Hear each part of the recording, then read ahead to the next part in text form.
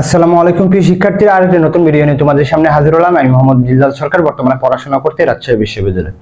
তো গুচ্ছের কিন্তু এই ইউনিটের ফলাফল প্রকাশিত হয়ে গেছে এবং তোমরা অনেকজনই কিউরিওসিটি ভাই আমার 42, আমার 32, আমার 31, আমার 30, আমার 33 আমি কোথায় চান্স পেতে পারি। সো আজকে আমরা কথা বলবো গুচ্ছের এই ইউনিটে 30 থেকে 40 এর মধ্যে যাদের ফলাফল রয়েছে, তো তোমরা কি কোথায় চান্স পেতে পারো, অর্থাৎ 40 থেকে থাকলে মধ্যে থাকলে তোমাদের চান্স কোথায় হবে, অর্থাৎ চান্সটা কোথায় হবে। সো আমি আগে ক্যাটাগরি যদি ভাগ করি, তিনটি ক্যাটাগরি, প্রথম, দ্বিতীয়, তৃতীয় ক্যাটাগরি। অর্থাৎ প্রথম হচ্ছে টপ বিশ্ববিদ্যালয়, দ্বিতীয় হচ্ছে মিডিল, যে মধ্যম মধ্যম বিশ্ববিদ্যালয়, আর হেডে হচ্ছে নতুন বিশ্ববিদ্যালয়।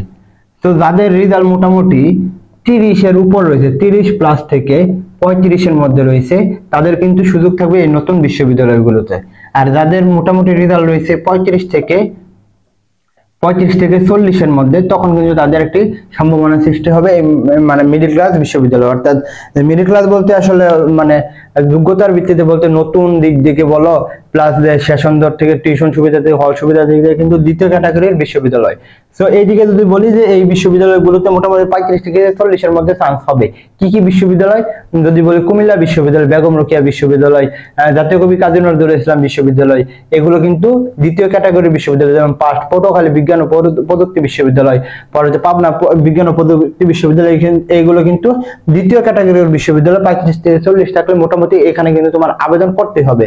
আর যদি নতুন বিশ্ববিদ্যালয়ের কথা বলি, শেখ হাসিনা বিশ্ববিদ্যালয় রয়েছে, বঙ্গবন্ধু শেখ মুজিবুর রহমান বিশ্ববিদ্যালয় রয়েছে, বঙ্গবন্ধু শেখ ফজিলাতুন্নেসা মুজিব ইউনিভার্সিটি রয়েছে, কিশোরগঞ্জ বিশ্ববিদ্যালয় রয়েছে, নতুন যে বিশ্ববিদ্যালয় রয়েছে, তারা আবেদন করবে 30 থেকে 35 এর মধ্যে হলে এখানে আবেদন করবে।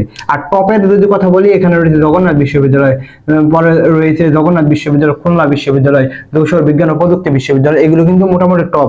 আর ইসলামী বিশ্ববিদ্যালয়। তো যাদের মোটামুটি 40ও থাকবে, তারাও কিন্তু 38 থেকে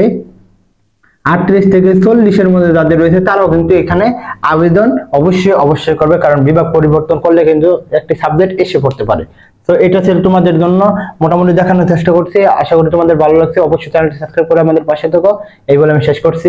আসসালামু আলাইকুম।